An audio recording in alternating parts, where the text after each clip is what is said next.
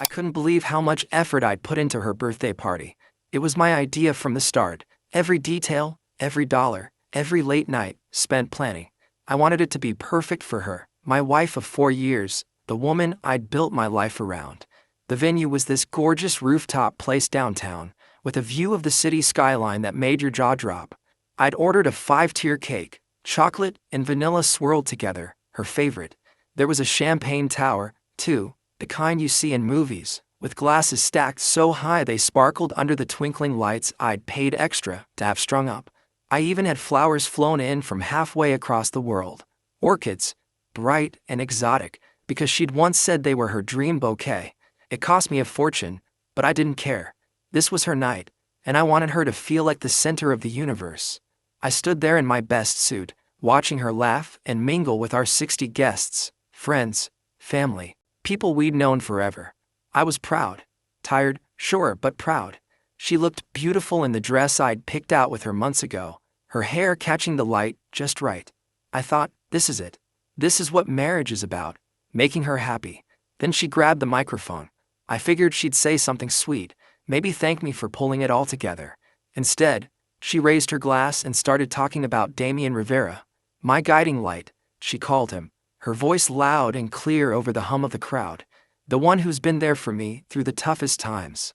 I stood there, frozen, my smile stuck on my face like it didn't know what else to do. Damian? The guy she worked with? The one she'd mentioned a few times. Always with this casual tone that I never thought twice about. My chest tightened, but I told myself to breathe, to wait it out. Maybe she'd get to me next. She didn't. Instead, she turned to me with this little smirk, like she was about to pull off some big joke. She handed me a gift bag, small and light, and said, "For you, honey." People chuckled, thinking it was cute.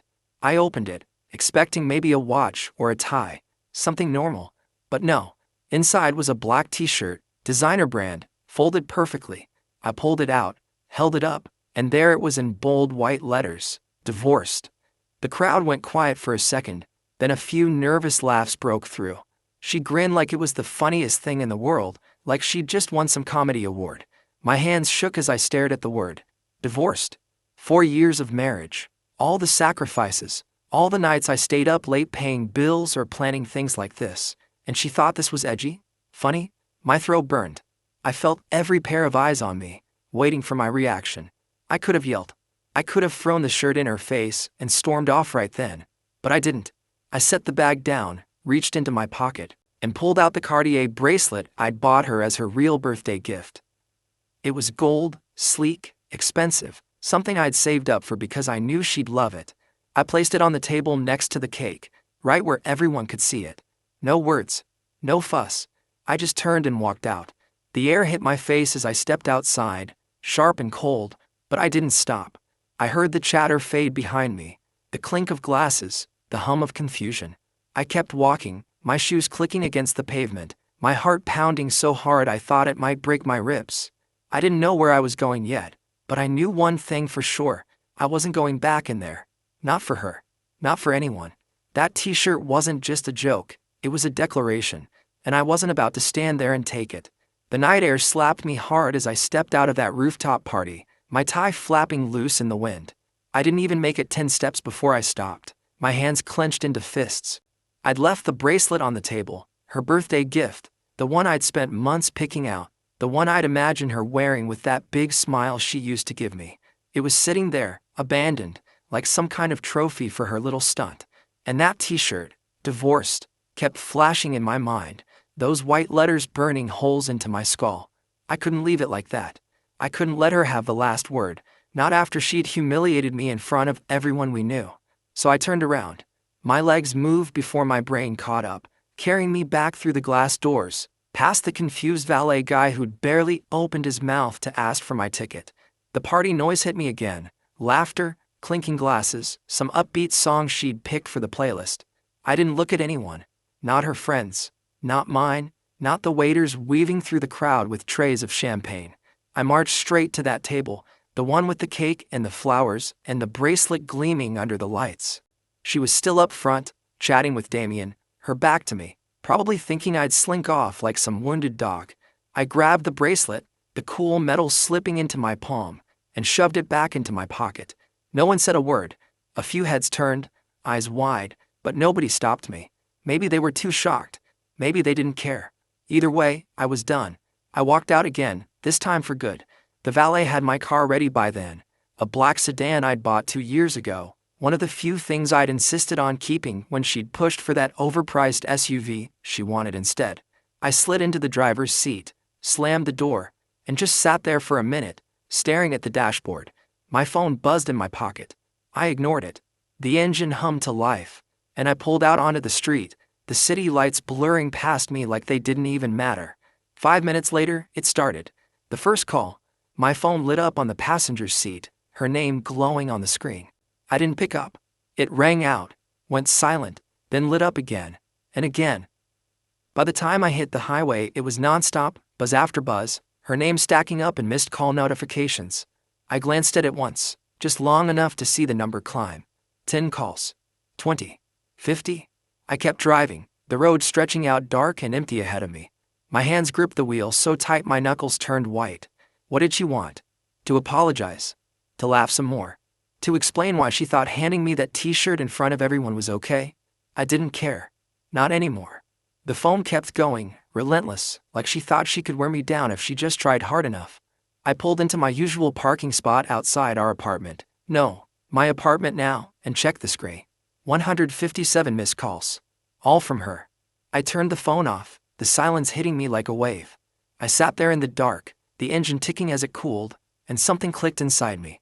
This wasn't just about the party. It wasn't just about walking out. That t-shirt, those calls, her thanking Damien instead of me, it was the end of us. For years of bending over backwards, of putting her first, of thinking if I just tried harder, she'd see me the way I saw her. And for what? To be the punchline of her big night? I grabbed my keys and stepped out, the cold biting at my face again. The apartment building loomed above me, quiet and familiar, but it didn't feel like home anymore. It felt like a shell, like something I'd outgrown without even realizing it. I didn't know what came next, where I'd go, what I'd do, but I knew one thing. I wasn't answering those calls. Not tonight. Not ever. I'd left the party, sure, but I'd left the marriage too. And she could keep calling all she wanted. I was already gone. I woke up the next morning on a lumpy couch in Theo's spare bedroom, the kind of place that smelled faintly of old coffee and dust. My suit jacket was crumpled on the floor, my tie slung over a chair like a dead snake. I'd driven straight to his place last night after leaving the party, my phone still off, those 157 missed calls locked away in the dark. Theo didn't ask many questions when I showed up, just opened the door, handed me a beer, and let me crash.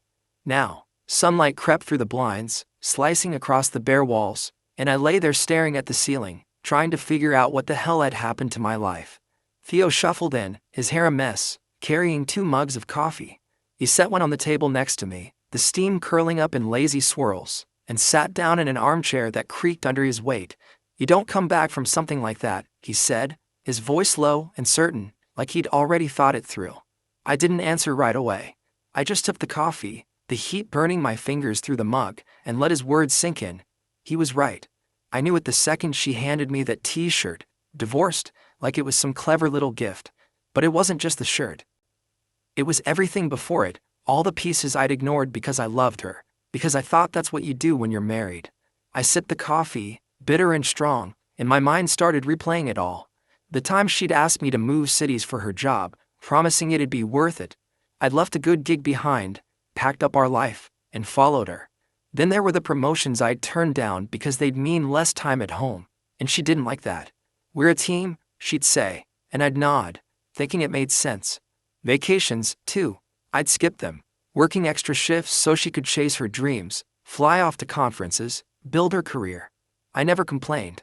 I figured it was my job to support her, to be the steady one while she shined. And she did shine. People loved her, her charm, her laugh, the way she could light up a room. I loved that about her too. But last night, under those twinkling lights I'd paid for, she'd lit up for someone else. Damien Rivera. Her guiding light. Not me.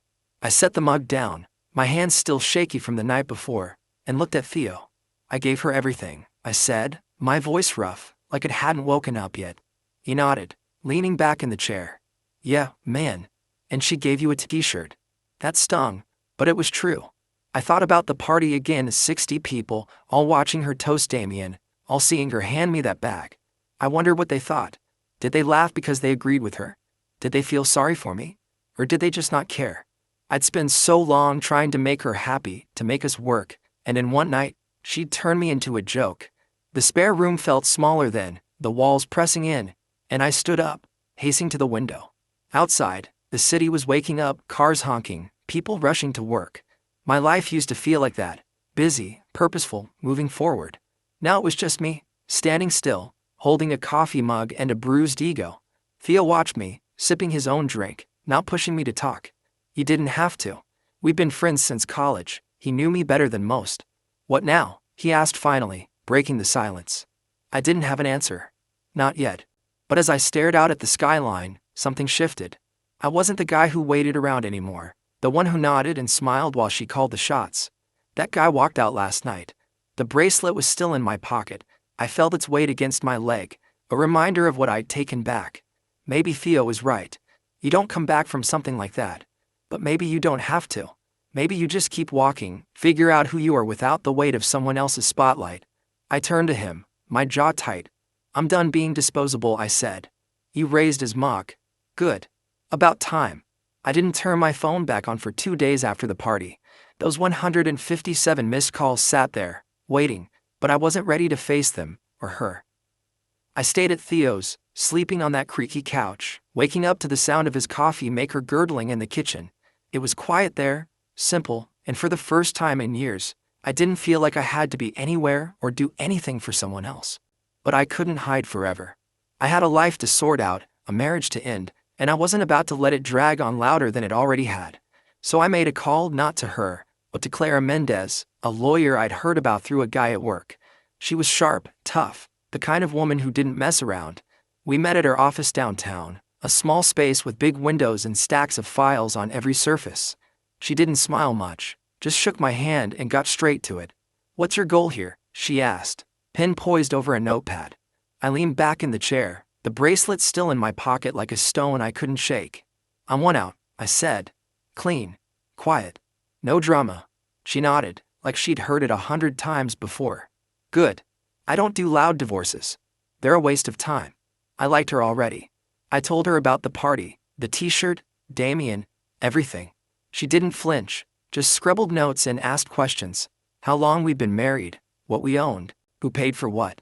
I told her I'd covered most of it, the apartment, the cars, the party itself. Clara raised an eyebrow but didn't comment. By the end of the hour, she had a plan. We'll file quietly, she said. No public mess. You keep what's yours, she keeps what's hers. If she fights, we'll deal with it. I trusted her. She had this edge, like she'd seen too many marriages fall apart to care about the theatrics. For her, it was business. For me, it was survival. I left her office feeling lighter, like I'd handed over a weight I didn't know I was carrying. That night, I moved back into the apartment, our apartment, though it didn't feel like ours anymore. She wasn't there. Probably at her sister's or some friend's place, licking her wounds after I didn't pick up. I didn't care where she was. I just wanted my space back. The next morning, I went to work. I'd taken a day off after the party, but now I was ready to dive in. My job wasn't glamorous, project management for a tech firm, but I was good at it. I walked into the office, past the cubicles and the coffee machine, and sat at my desk. My inbox was a mess, but I didn't mind. I started sorting through emails, flagging the urgent ones, setting up meetings. It felt good to focus on something I could control. Around noon, my boss, Gregory, stopped by. He was a big guy, loud voice, always wearing ties that didn't quite match his shirts. You're back, he said, leaning against my desk. Heard you had a rough weekend. I shrugged. Something like that. He didn't push, just tapped a folder he was holding. Got a new client. Tough one. You want it. I looked up at him. Normally, I'd hesitate. Big clients meant long hours, and she'd always hated when I worked late. But she wasn't here now. Yeah, I said. I'll take it. Gregory grinned. That's what I like to hear. The rest of the day flew by. I dug into the project, some startup needing a full system overhaul, and lost myself in the details. Spreadsheets, timelines, budgets. It was messy, complicated, and exactly what I needed. By the time I left the office, the sun was gone, and my head was clear. I stopped answering her texts that week. They'd started after the call stopped, short ones at first, like, "Where are you?" and "We need to talk." Then longer, rambling ones about how she didn't mean it, how it was just a joke. I didn't reply. Clara had the papers ready by Friday, and I signed them in her office, my hand steady on the pen. It wasn't about revenge. It wasn't even about her anymore. It was about me, about taking back the life I'd let slip away. Gregory called me into his office that afternoon. "You're killing it," he said. "Keep this up, we're talking promotion." I nodded, a small smile tugging at my lips. For the first time in years, I felt like I was moving forward, not for her, not for us, but for me. I started running every morning before the sun came up, when the city was still half asleep and the streets were mine. It wasn't something I'd planned, just woke up one day at Theo's, my head buzzing with everything, and decided I needed to move. I pulled on an old pair of sneakers, a t-shirt, and some shorts I hadn't worn in years, and hit the pavement. The first mile was brutal, my lungs burned, my legs felt like lead, and I thought about turning back. But I didn't. I kept going, one step after another, the cold air biting at my face. By the time I got back to Theo's, sweat was dripping down my neck, and my chest heaved like I just fought a war. It hurt, but it felt good, like I was shaking off pieces of the man I used to be. I'd spent so long sitting still, waiting for her to notice me, to need me, that I'd forgotten what it felt like to push myself. After that, it became a routine.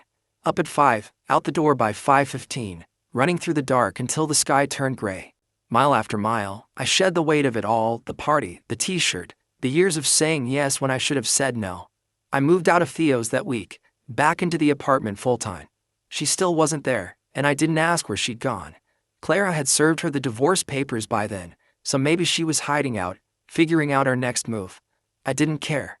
I started changing things, threw out the throw pillows she'd picked, the ones I'd always hated, and replaced them with a plain gray blanket. I rearranged the furniture, turned the living room into something that felt like mine. It wasn't just about the space, though. It was about me. I set up a corner by the window with a small desk, a lamp, and a stack of notebooks.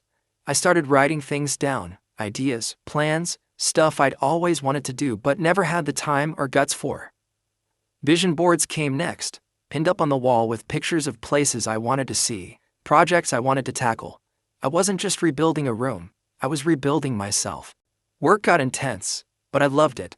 The client Gregory gave me was a nightmare, demanding, picky, always changing their mind, but I handled it. Late nights at the office turned into early mornings running, then back to the desk with coffee in hand. I was tired, sure, but it was the good kind of tired, the kind that comes from doing something for yourself. One day, I got a call from Sasha, a kid I'd met at a networking event a year back. He was young, maybe 25, with big ideas and no clue how to make them happen. "I've got this startup," he said, his voice fast and excited. "Me and my buddy Omar. We need help." I met them at a diner downtown, the kind with sticky tables and waitresses who call you Han. Sasha had wild hair and a laptop covered in stickers. Omar was quieter, scribbling numbers on a napkin. They pitched me their idea, a delivery app for small businesses, something local, something real. It was rough, but it had potential. "I'm not a tech guy," I told them, "but I can get you organized. Set up a plan." They grinned like I just handed them $1,000,000. I started meeting them once a week, going over budgets, timelines, talking them through the chaos. It wasn't paid, but it didn't matter. It felt good to help, to build something from scratch. One night, after a long session with them, I sat at my desk in the apartment, staring at the vision board. There was a picture of a beach in Thailand, a skyscraper in New York, a sketch of a house I'd always wanted to own. I grabbed a pen and added something new. Invest in Sasha and Omar. It wasn't just about money. I wanted it on their dream, wanted to see it grow. The runs kept me sane. Every morning, I push a little harder, go a little farther. My body changed, my shoulders got broader, my legs stronger, but it was more than that. I stopped feeling like the guy who'd stood there holding that divorced t-shirt. I stopped waiting for her to call, to apologize, to make it right. She didn't matter anymore. The apartment wasn't a war room yet, but it was getting there: plans, ideas, a life I was making for him. I'd taken back the bracelet that night, but now I was taking back everything else. And it felt damn good. I was sitting in my office one afternoon, the sun slanting through the blinds, when my phone buzzed with a text from an old friend, Mark. He wasn't close to her, not really, but he ran in the same circles, so I figured he'd heard something. "You okay, man?" It read. "Heard she's not doing so hot." I didn't reply right away. I leaned back in my chair, the hum of the office around me, phones ringing, keyboards clacking, and thought about it. Not doing so hot? Good.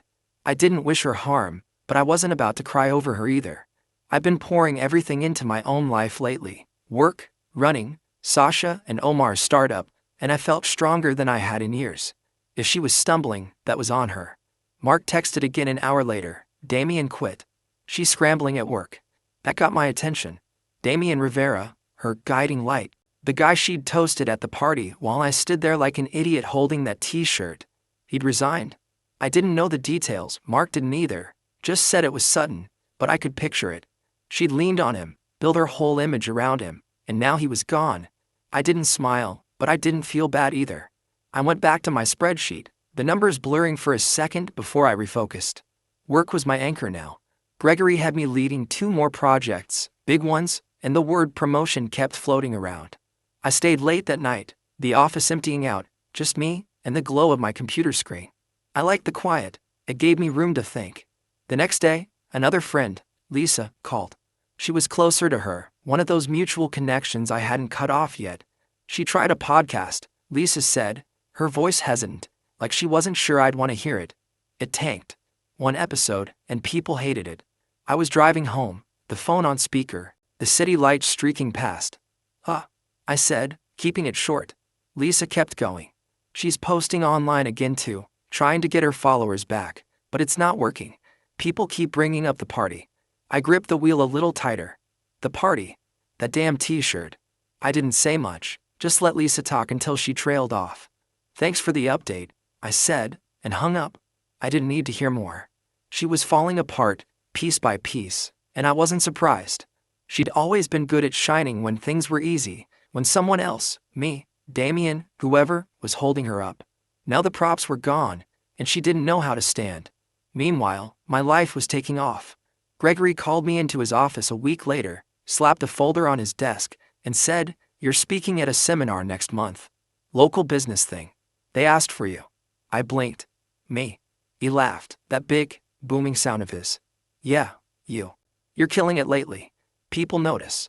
I walked out of there feeling 10 feet tall. A seminar wasn't huge, but it was mine, something I'd earned. Then came the big one. An email landed in my inbox from a guy I'd met at a conference years back, some hotshot professor type. "We're hosting a business summit in Dubai," it said. "Love for you to guest lecture. Your name's been coming up."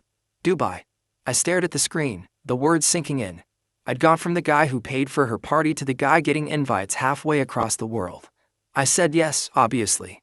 That night, I met Sasha and Omar at the diner again. Their app was moving slow, messy, but moving, and I'd put some money in, a small chunk from my savings. "You're like our secret weapon," Sasha said, grinning over his fries. Omar nodded, quieter but just as excited. I felt useful, needed, in a way I hadn't with her. Back at the apartment, I added Dubai to my vision board, right next to Thailand and the house sketch. The runs kept me steady, every morning, pounding the pavement, my breath fogging in the cool air. I was up to 6 miles now, my body leaner, my mind sharper. She was fading, her job, her podcast, her online cloud, and I was rising.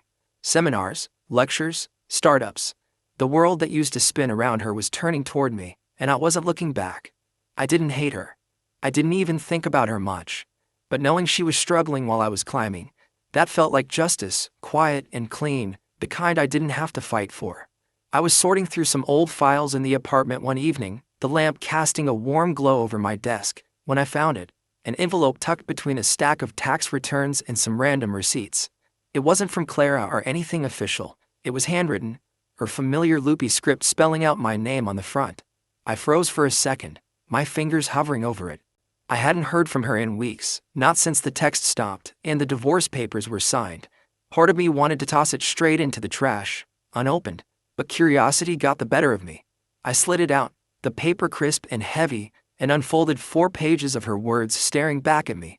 I sat down, the chair creaking under me, and started reading. "I didn't mean it," she wrote first, her pen pressing hard into the paper like she needed me to feel it. "The t-shirt was supposed to be funny, a stupid joke. I didn't think you'd leave." I stopped there, my jaw tightening. A joke. That's what she called it. Even now, 60 people watching, Damien smirking beside her, me holding that divorced shirt like some prop in her comedy show. I kept going. She filled the pages with apologies, excuses, memories.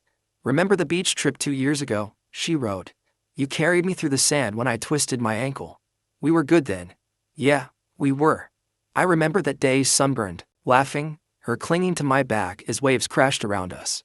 But that was before the moves, the sacrifices, the slow drift where I became the guy who paid for things while she chased her spotlight. She went on, her tone shifting, softer. I miss you. I didn't realize how much I needed you until you were gone. I set the letter down for a minute, staring at the wall. Needed me? She'd needed me to plan her party, to fund her dreams, to stand there while she thanked Damien. But me, the real me, not the husband who said yes to everything. She hadn't needed that guy in a long time. I picked it back up, flipping to the last page.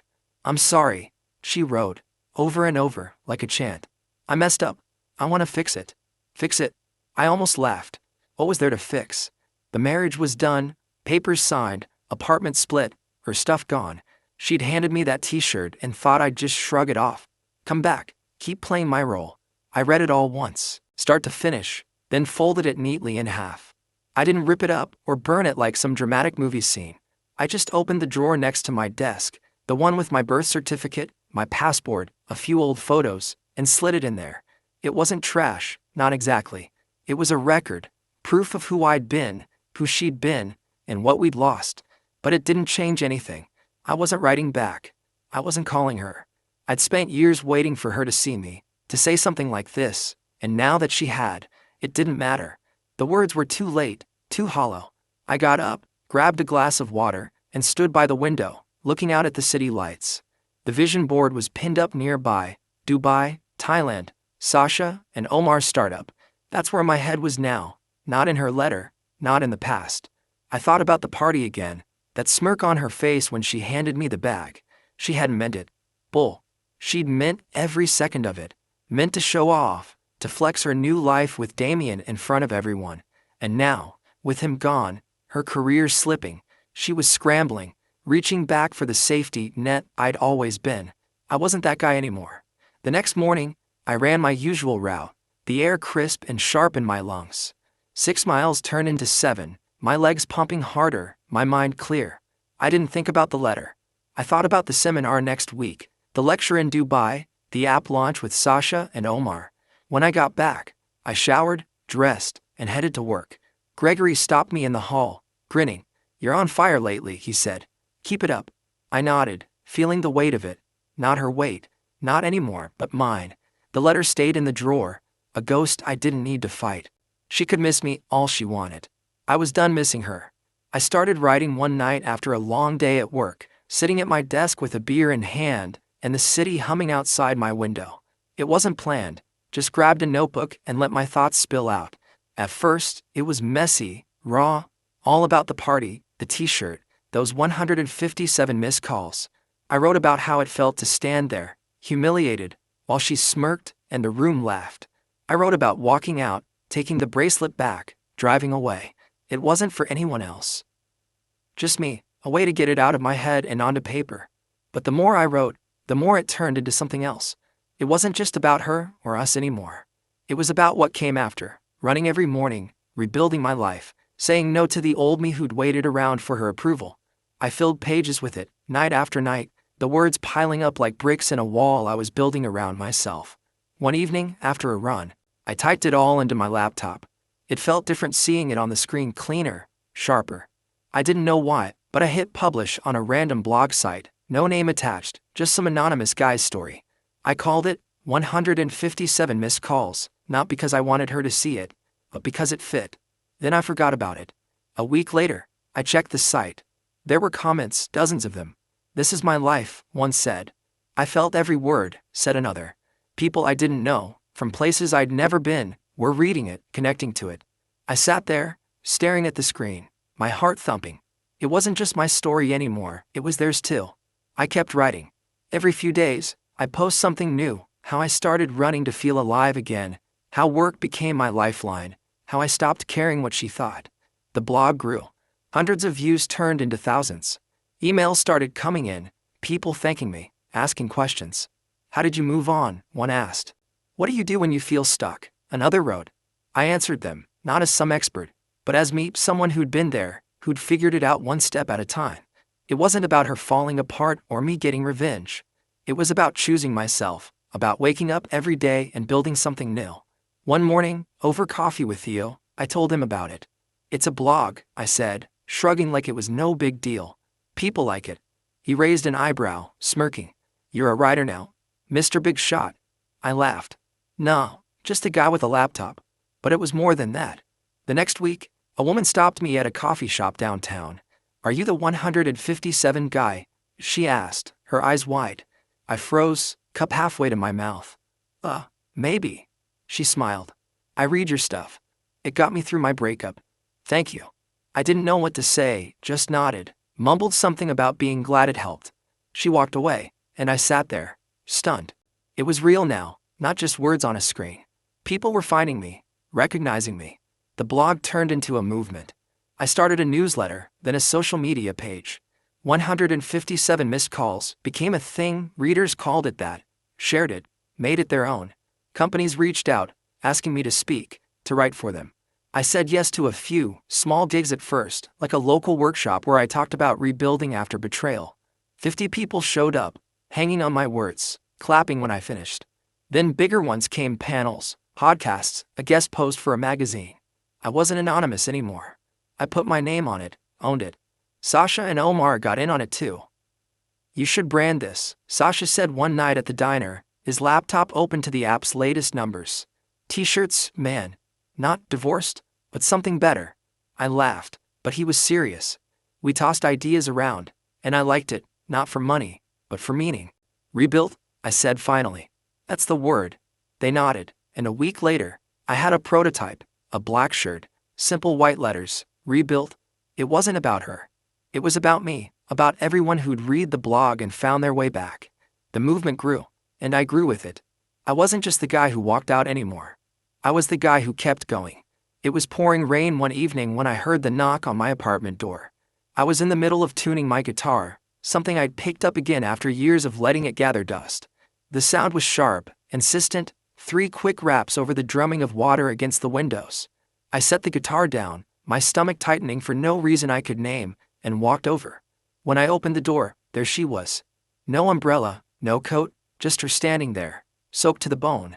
Her hair clung to her face, mascara streaking down her cheeks, and for a second, I didn't recognize her, not the polished version I'd known, the one who'd smirked at me under those party lights. She looked small, fragile, like the rain had washed away everything she used to be. Can I come in? She asked, her voice barely above a whisper. I didn't say anything at first, just stepped aside and let her walk past me. She dripped onto the floor, leaving little puddles by the couch, but I didn't care about that. I shut the door and turned to face her, arms crossed, waiting. She didn't sit, just stood there, hugging herself like she was cold. I miss you, she said finally, her eyes locked on mine. We were good. I didn't move, didn't blink. The words hung there, heavy and wet, but they didn't hit me like they might have once. No, I said, my voice steady. I was good. You were lucky. She flinched, like I'd slapped her, and then the tears came quiet at first, then louder, her shoulders shaking. I messed up, she said between sobs. I know that. The party, Damien, all of it. I was stupid. I didn't mean to lose you. I watched her, this woman I'd loved for years, crying in my living room, and I waited to feel something: anger, pity, anything. But it didn't come. I'd already felt it all: the hurt, the betrayal, the slow burn of realizing I'd been invisible to her. I'd mourned us months ago, mile by mile on those morning runs, page by page in my block. She kept going, words tumbling out. I thought I could do it without you. The job, the podcast, everything, it's gone now. Damien left, and I'm drowning, and I need you. There it was again, need. She needed me now, when her world was falling apart, when the spotlight she'd chased had flickered out. I stepped closer, not to comfort her, but to make sure she heard me. You didn't need me when you handed me that T-shirt, I said. You didn't need me when you thanked him instead of me. You don't get to need me now. Her face crumpled, and she sank onto the couch, hands covering her eyes. I didn't sit. I stood there, looking down at her, and saw it all: the party, the calls, the letter she'd sent. This was her last play, her final shot at pulling me back. But I wasn't that guy anymore. "I'm sorry," she whispered, over and over, like it could change something. I didn't say anything else. What was there to say?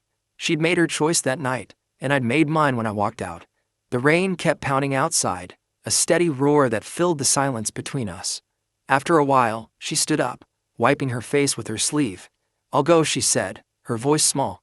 I nodded, opened the door, and watched her step back into the storm. She didn't look back, just disappeared into the dark, the rain swallowing her up. I shut the door, locked it, and stood there for a minute, listening to the quiet. It was over, really over. Not the divorce, not the papers, but the part of me that still wondered if she'd come around. She had, and it didn't matter. Later that night, I called Theo. "You free?" I asked. He was. So I grabbed my guitar and headed to his place. The rain had slowed to a drizzle by then, the streets slick and shiny under the streetlights. We ended up on his rooftop, the city sprawling out below us, damp air cool against my skin. I played a few chords, he tapped a beat on the railing, and we didn't talk about her. We didn't need to. The music filled the space, rough and simple, and for the first time in a long time, I felt peace, not the loud kind, but the quiet, steady kind that settles in your bones. She was gone, and I was still here. I stood backstage in Milan, the hum of the crowd seeping through the heavy curtain, my hands steady but my heart thumping just a little faster than usual.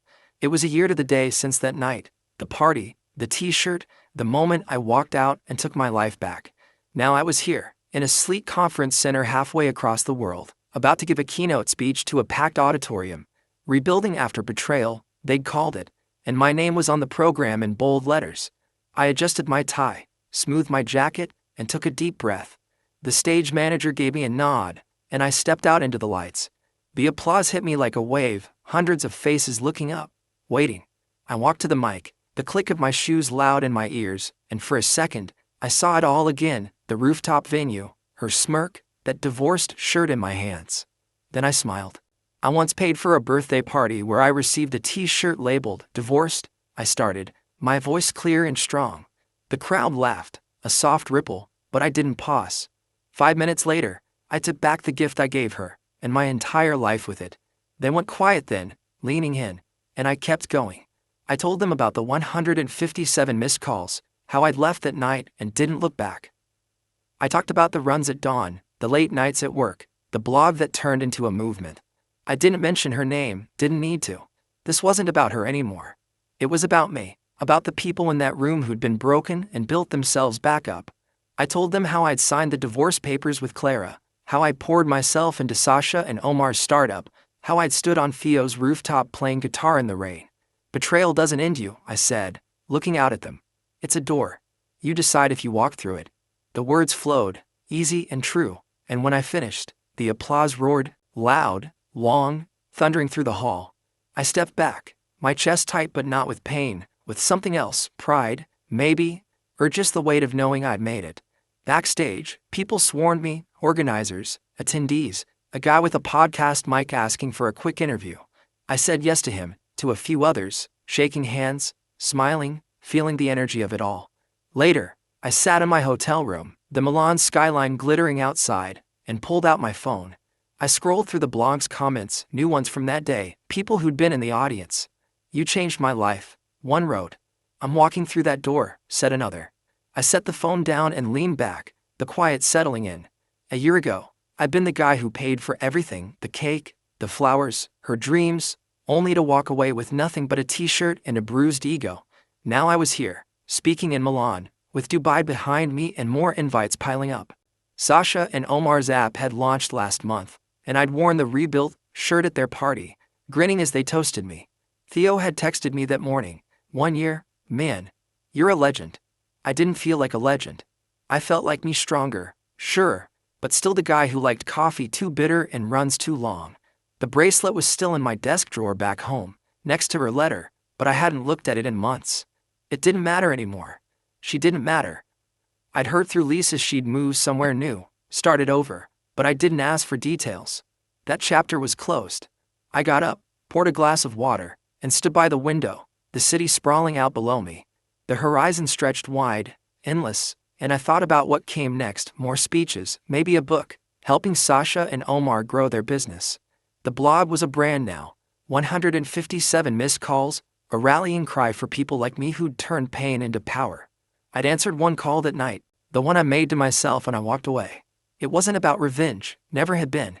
It was about reinvention, about choosing to keep going when the world expects you to fall. The crowd's applause still echoed in my head, not for her, not for us, but for me. I raised my glass to the skyline, a silent toast to the man I'd become, and knew I'd never stop walking forward.